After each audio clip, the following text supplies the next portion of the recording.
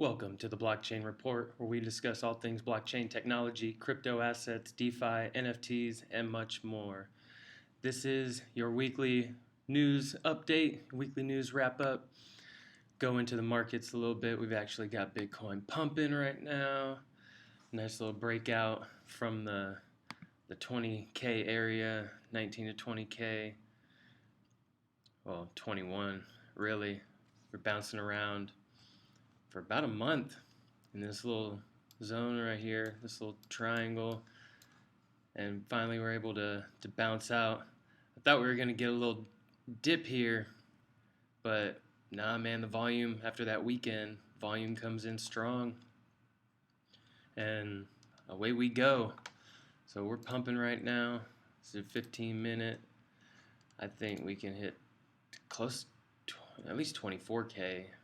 Possibly 25, but you got to remember, coming in next week, 26th, 27th, you got the interest rate meeting, potentially, well, I believe 75 basis points is priced in, possibly 100. We shall see. We shall see. But ETH gas, still saying the same. We're above $1 trillion. We're above $1 trillion. Last week we were at 900 billion. Beautiful, beautiful. Let's jump into some news. Little update, Crypto.com expands into Italy. It's the latest expansion step after approvals in Greece, Singapore, and Dubai. Crypto.com has won regulatory approval from Italy's Organismo Agenti Mediatori. Organismo Agenti Mediatori, OAM. That's a butchering of it, I apologize. But allowing the exchange to distribute its products and services to customers in that country. The latest expansion step for Crypto.com. They opened up, they're operating now in Greece, Singapore and Dubai, and I believe this is a really difficult process. I heard that this approval board in Italy is very strict, very stringent with who they bring in and how they have things operate, and kind of wish we had more stringent rules like that here, or even some rules at all for crypto, because SEC and the Fed is just allowing all these nefarious actors and organizations running amok, and then they point their fingers at these nefarious actors and organizations and say, see, this is why crypto is bad, blah, blah, blah. When in fact if they had done their jobs and done what they could to mitigate the risk, it wouldn't be as bad. Of course, there's going to be nefarious actors and companies and stuff like that. At the end of the day, if we can minimize this risk with some kind of regulation and some kind of oversight, it's not the greatest, but it's a step forward. It's a way to get the mainstream public comfortable with holding crypto and being involved in crypto, and not just seeing the 90% drops and being scared. It happens in regular finance too. CFI, centralized finance, stock market. You're always going to have some fuckery, as we say, some shady shit. But this is pretty cool. Moving into other countries. Dubai. Speaking of Dubai, they unveil Metaverse strategy aims to attract over 1,000 firms. They expect to support the creation of more than 40,000 virtual jobs by 2030. Man, that's incredible. Isn't this crazy? A city just buildings, and this one's what, 3,000 something feet tall? It's insane. Forget the metaverse. Real life is pretty amazing.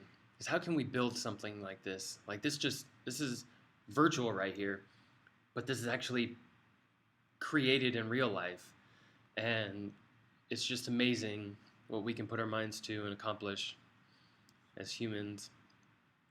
The Dubai leaders want the most populous city in the UAE to become one of the world's top 10 metaverse economies. The Dubai Metaverse strategy, launched on Monday, aims to attract more than 1,000 blockchain and metaverse companies to the city, as well as support more than 40,000 virtual jobs by 2030. And His Highness Sheikh Hamdan bin Mohammed bin Rashid Al Maktoum. Wow, what in the hell is that? Damn. He just got all the family names, bro. Crown Prince of Dubai and chairman of the Dubai Executive Council, and also record holder of the world's longest name, unveiled the Metaverse strategy. It was designed in line with the directives of His Highness Sheikh Mohammed bin Rashid Al Maktoum, the ruler of Dubai. So His Highness, I don't know too much about this guy. I know there's some iffy stuff about him, but what can you do? There's a lot of sketchy stuff with political leaders. The Metaverse is expected to drive UAE's efforts to provide innovative solutions, positively impact people's lives, and transform the city into one of the smartest hubs worldwide, offering new economic opportunities. According to the announcement, virtual reality and augmented reality, which facilitate the Metaverse, are currently responsible for 6,700 jobs and contributing around $500 million to the country's economy. So they've already got pretty established companies out there, job market, but they're pushing, and I think this can be done. Whether or not I give Dubai my information and stuff, and my biometrics and all this fun jazz that comes along with being in the metaverse, because companies like Meta can use your biometrics or scan your eyes and learn all this behavior from you, even more so than just your information here that you give them. Now you're giving them real life, like in real life, data to go off of, physical data, stuff that can show, how you move, how you act, and yeah, it's just a lot of, I don't want to say tinfoil hat stuff, but you just don't know. We didn't know that the companies like Facebook and Google and YouTube and all them would be just raking in the money from people's data. So now that the metaverse is another step. What's the word I'm looking for? It's a shift. It's another extreme, I should say. Another extreme that they can utilize to get more information from their customers. And I don't necessarily want to be a customer like that. I want to produce and make stuff for people. I don't know. I don't even know what I want to do in this space completely yet. It's all up in the air. I know I got some metaverse land, but I don't necessarily want to go into VR. So that's my case. Ex-CFTC chairman discusses Celcius bankruptcy and CBDC adoption. The bankruptcy hearing of Celcius Network could bring greater legal certainty as people continue to use crypto lending platforms. Former Commodity and Futures Trading Commissioner Chief J. Christopher Giancarlo told CoinDesk TV's First Mover program on Monday. He said that while restructuring proposal is only a starting point for the Hoboken, New Jersey headquartered lending platform, it will be the first time a federal bankruptcy court will weigh in on a crypto collateral-based bankruptcy. It's good for those. It's for the good that those issues get sorted out, because it's going to be one of those mile markers in the progression of this new asset class. The regime that will be followed on a bankruptcy will be more clearly articulated. Celcius lawyers are scheduled to appear before the U.S. Bankruptcy Court for Southern District of New York on Monday after filing Chapter 11 bankruptcy protection last week. While some experts claim Celcius could survive, Giancarlo noted that Celcius Chapter 11 filing is different. Bankruptcy under Chapter 11 allows a company to regroup, not put it out of business. That period of restructuring and reorganization is exactly what Celcius is attempting to do. He pointed out that in most cases, we often think about bankruptcy as the final step in the end of a company or enterprise's existence. Whether the platform will emerge unscathed has yet to be seen.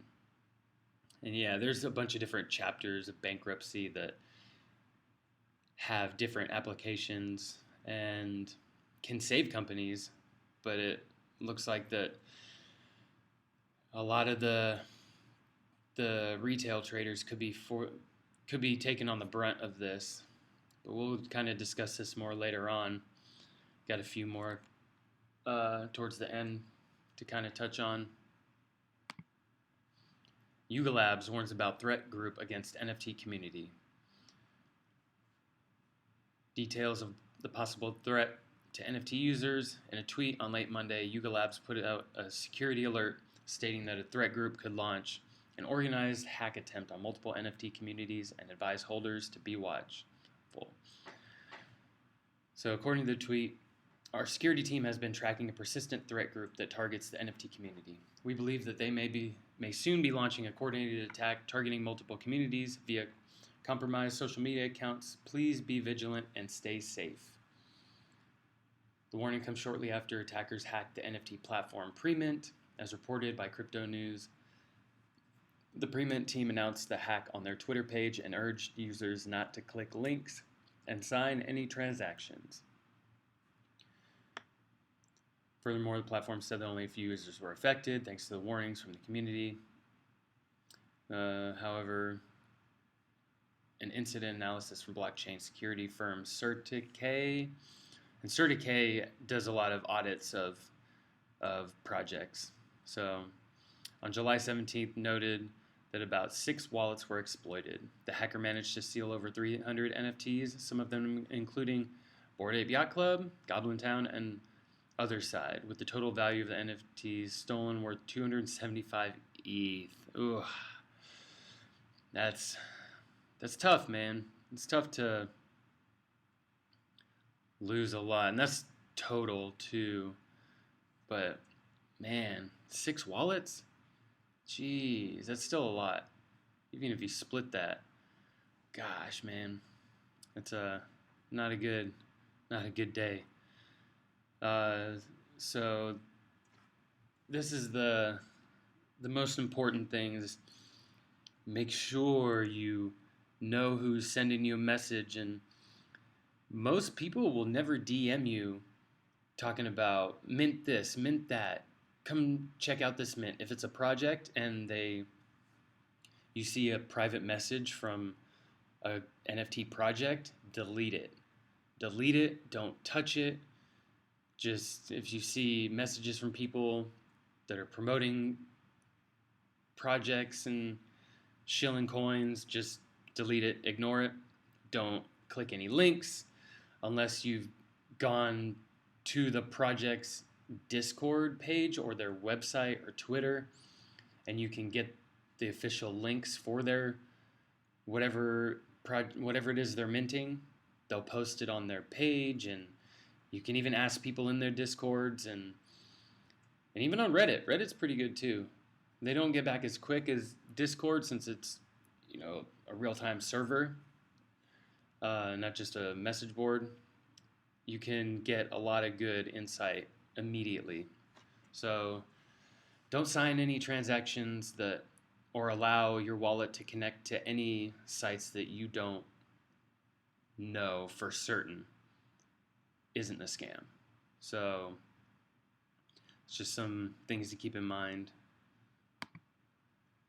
AAVE partners with Pocket Network to strengthen DApp development.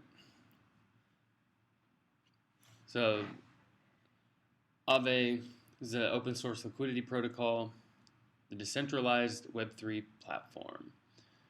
Um, through the partnership with AAVE, an open source liquidity protocol. The decentralized Web3 platform Pocket Network brings its distributed network of over 44,000 nodes to the DeFi space. These nodes access on-chain data like pricing and smart contracts state from multiple blockchains, and the real-time data can be used by developers building AAVE-powered dApps. And AAVE is one of the heavy hitters in the space, in the DeFi space. So this is good. We like to see this support other projects coming in to help boost the production of other networks and seeking the potential for dApps to become more cost-effective and scalable. AAVE grants DAO approved a grant for the acquisition of Pocket Network's native token, POKT, POKT, necessary for the front-end traffic. Aside from the scalability and expected reduced costs, the lending platform will reinforce its status as one of the most effective decentralized finance platforms in the space. So calculated to be the third most valuable protocol when it comes to TVL, total value locked. This upgrade is a welcome one. Prior to the partnership, AAVE utilized remote procedure calls, RPC, from other providers. However, due to differences in reliability and durability of infrastructure, bad user experience and unruliness for developers cannot be eliminated. Pocket Network offers a more reliable and durable infrastructure for AAVE's dApps. This is cool. You're going to see a lot more. Going to see a lot better network out of this. A lot better apps. This is beautiful to see. We thought just a couple years ago when we had DeFi Summer that, oh man, we got all these products now and DeFi, but then you have 90% of the population that doesn't understand a thing about DeFi and AAVE and what can be built on it, what it is exactly. So we're still a long way, but this is amazing to see. You get, these are some nodes kind of like oracles. If you think of Chainlink as an oracle, it is basically like an API that can go and grab price data real time from different sources, and having a really good node and that can access pricing from an array of different places and find the most accurate price, and to build smart contracts is really good. It's really good. You need that efficiency. Crypto's already fast enough as it is. We got to have that lightning speed transactions. Next, Polkadot posts an impressive Q2 report and promises the best is yet to come. So at the third edition of Polkadot Decoded, the keynotes drew applause from those present who were broadly impressed by the spate of development, the innovations being engineered, and the sheer number of parachains springing up. These attendees admittedly had reasons to be bullish on Polkadot, having already thrown their hats into the ring. For those who didn't attend the event or catch the highlights online, however, Polkadot's recent Q2 report gives the TLDR on what's been cooking in Parachain City. So as far as developer activity goes, Polkadot now claims more than 1,400 active developers, up 75% same period last year. This makes Polkadot the most active blockchain outside of Ethereum. Given the proliferation of new smart contract languages, each vying to obsolete Solidity, it's imperative that Substrate flourishes. One of the key value propositions on Polkadot's design is that it obviates the need for costly hard forks when major network upgrades are required. Another interesting snippet from Polkadot's Q2 report is that 621 forkless upgrades have now occurred across Polkadot and Kusama. With so many projects actively building on Substrate, there are now 36 active parachains on Kusama and on 21 on Polkadot.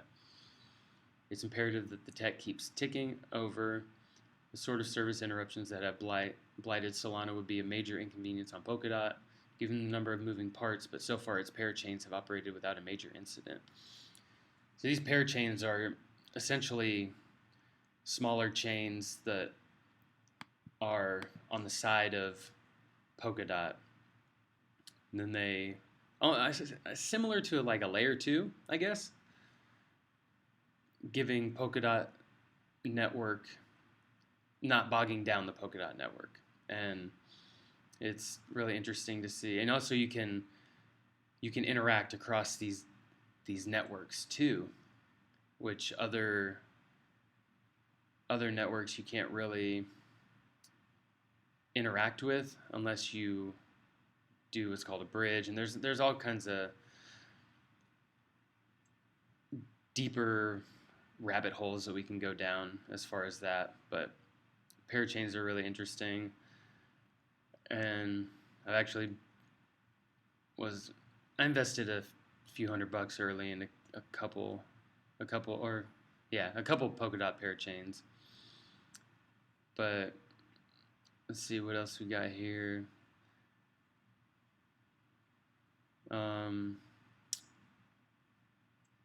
Let's see, Q2 details also report milestones as a quarter-on-quarter increase of 18.8%. The volume of treasury funds released and 3.5% increase in the total volume of DOT staked. Now, this is because the DOT staked, I don't know if this has to do with the parachain. So if you stake your DOT on, or want to invest in a parachain, let's say like Acala. I invested in Acala and I had to lock my DOT up for 2 years. I think I only had like 10 Polkadots, but Polkadot was in the $30. So it was lost quite a bit, but it's alright. It's long term. Now, you had to lock that up. Now, I don't know if this has any effect on that, but I don't think many people can. You can't really take your DOT out once it's locked up. I mean, you can. There's something called L-DOT, liquid DOT, which can allow you to remove your DOT, quote unquote, and sell it, but you have to, in order to get your original staked DOT back, you have to pay that L-DOT supply back. And it's kind of like getting a loan. You know, you have the bank hold your money and you take out a little bit, but you got to put it back in to get your initial investment back. So I have to look into that a little more to see what the actual numbers are and how this DOT staking lockup period has affected that. Flare ignites Genesis event and welcomes developers to its interoperable network. On July 14th, Flare kickstarted a pivotal period in the nascent network's history. The commencement of its Genesis event marks the official birth of the interoperable blockchain and presages a flurry of milestones. So for the next 8 weeks, it will operate in observation mode as it's closely monitored for kinks. Then it's all systems go with a token generation event, a major development program in store. So Flare, this has been a long time coming. Its network is a new blockchain that's been a long time in the making. Layer 1 is designed to support full interoperability, making assets on third-party networks, for example, XRP, Ripple, compatible on Flare. The benefit of this approach is that it enables developers to deploy assets only while having them compatible with multiple chains. Deploy on Flare and your token will be good anywhere, in other words. Like many new blockchains, Flare boasts EVM compatibility, that's Ethereum virtual machine, which will make it easier for existing dApps built on Ethereum to be ported over. So essentially it's a network that can interact with Ethereum compatible coins, and for all that, Flare network needs to demonstrate that its own network is operating smoothly, and you can get Clean bill of health by the auditor, trail of bits. So the next 8 weeks is going to be crucial. Now this is interesting because Flare was supposed to give airdrops to, or you're supposed to get the token airdrop of Flare by holding XRP. If you held it at the end of 2020, I believe. It was like December something 2020. Because that's when the whole SEC lawsuit went down and on Ripple, and XRP took a crap, and yeah, and they just, I guess Flare was kind of dead in the water for a while, but looks like it's coming back. So keep an eye on that. See if I get any Flare tokens. NFT service provider Premint attack. Urge not to sign any transactions. This is just meant to lump this in with the other one, but so what to do if you suspect your wallet has been hacked? Please do not sign any transactions that say set approvals for all. The Premint account tweeted that as it assures users that the team was working to respond, working on the reported problem. So it is Premint. Oh yeah, this is from the Premint hack, and just some stuff to be aware of. There's a tweet by them that can get you more information on that. But it's important you don't sign a lot of stuff that or anything that you don't know what it is. If you haven't been to a site that asks you to connect your wallet, don't sign it. Don't sign it, and also make sure you're going to the right website, the right project, all that good stuff. You really don't want to get hacked and lose everything. I haven't had it happen to me. I've heard stories, and it's just sick. You feel so bad for those people. It's really heartbreaking. Going to some other little news. I love these Crypto.com updates, these weekly updates. It gives a nice overview on some key things. ETH price jumped 12% ahead of the merge. If you look at ETH, we got him booming. Past week, I mean, shoot, about up 50%. Yeah, 1, 2, 3, 4, 5, 6. Actually, let's check this out real quick. Let's check this out. No, we don't want the fibs. We see this price range right here. Boom.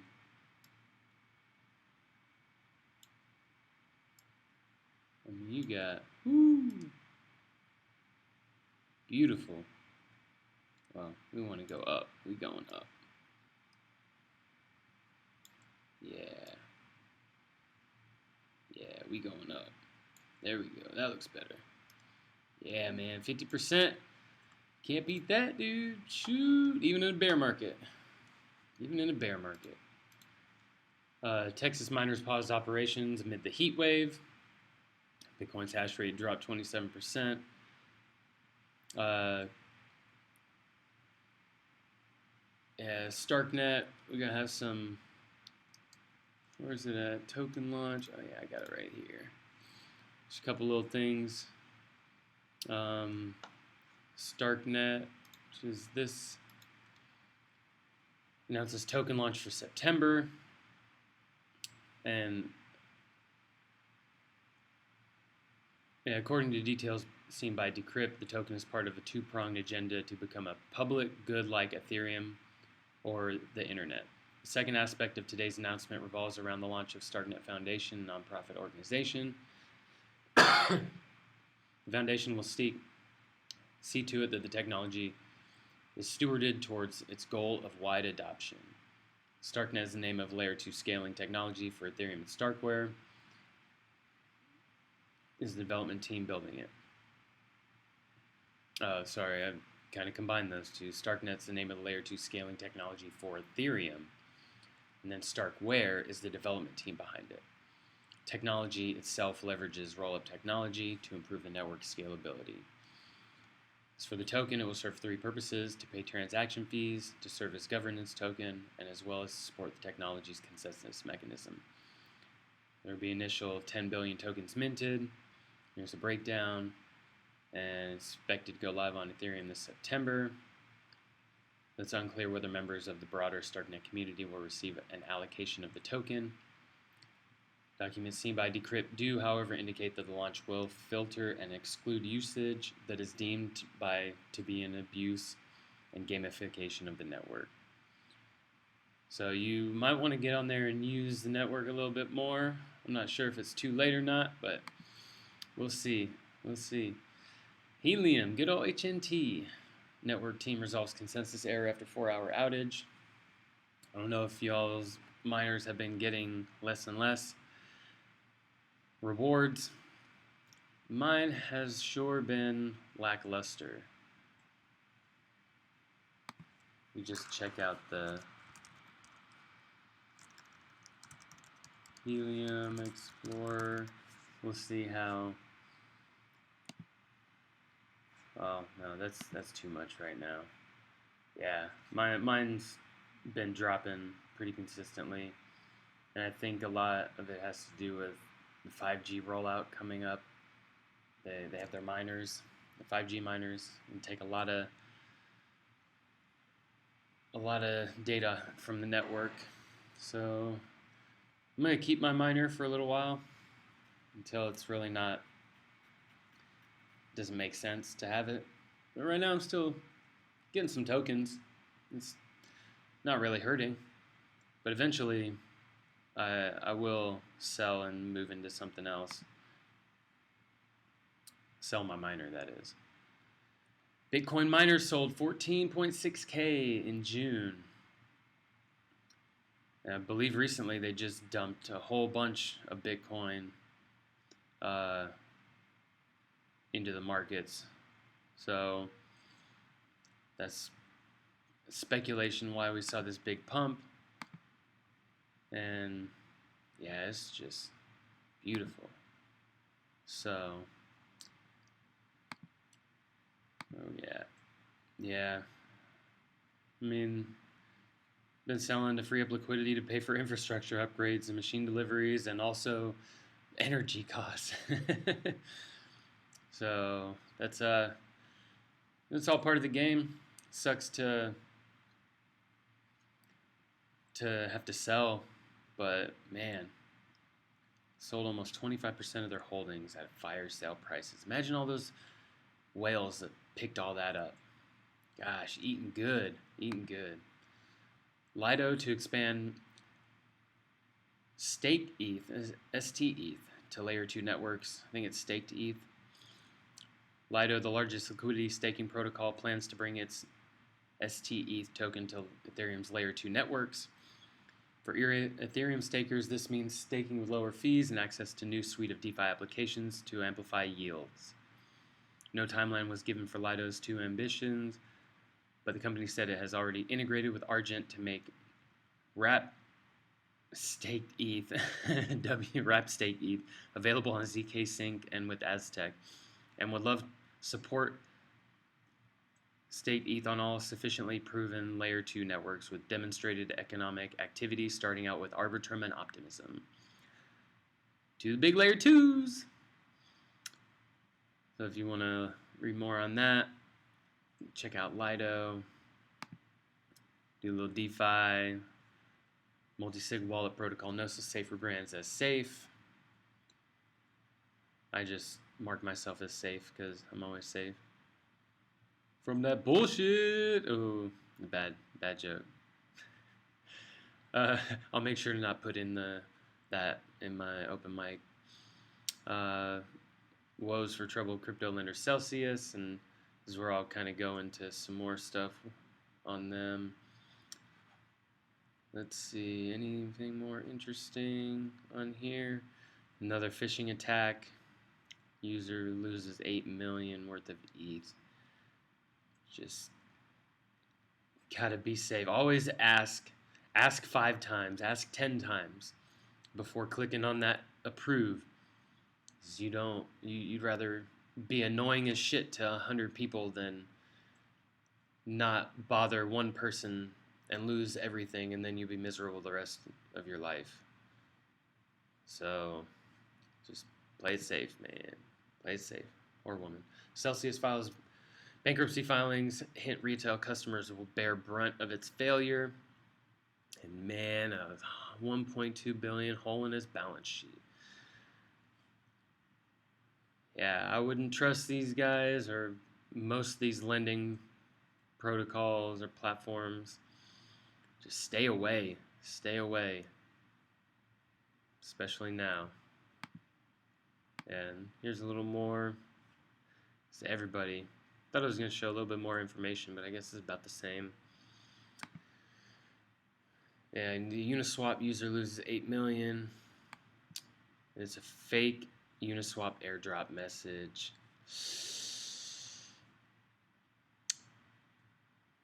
So according to the tweet, security researcher Harry.eth, on Monday night, some 73.4 thousand wallet addresses connected to Uniswap or sent a malicious token masquerading as a Uniswap token airdrop based on their liquidity pool positions on Uniswap v3. Information on the malicious smart contract led to the web site that imitated Uniswap domain branding. Ooh. So far they spent, let's see.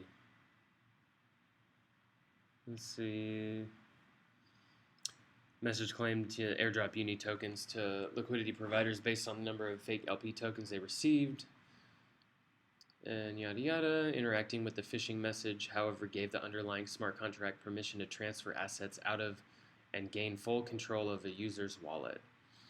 Man, that's heartbreaking.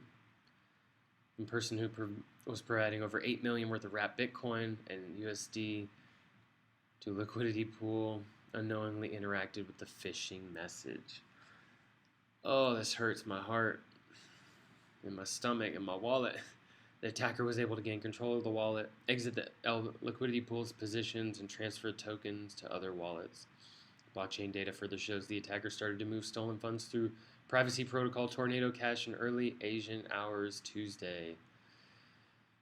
In the hours following the attack, Binance founder Changpeng Zhao alerted users to be aware of a possible exploit in Uniswap. That was corrected. Man, that's so heartbreaking.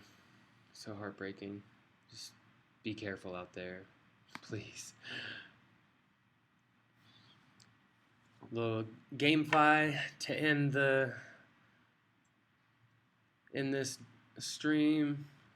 Move to earn game. STEPN reportedly generated 122.5 million profit in Q2 through its platform fees. I've heard that it's just juice ain't worth the squeeze right now on STEPN. It was real hype to get in. Oh, sorry. Got a little yawn here. But it's just not worth getting into right now. And a lot of these move to earn, play to earn, you're not going to get rich doing this. You can hit some big stuff if you get in early, make good profit, but not long term. It's just really to get you involved in the ecosystem, play around with stuff in the ecosystem.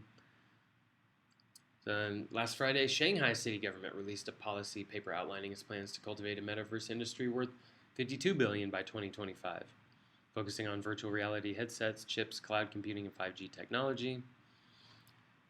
Another city getting into the metaverse. Manimoka Brands, second round funding, and the total market cap for GameFi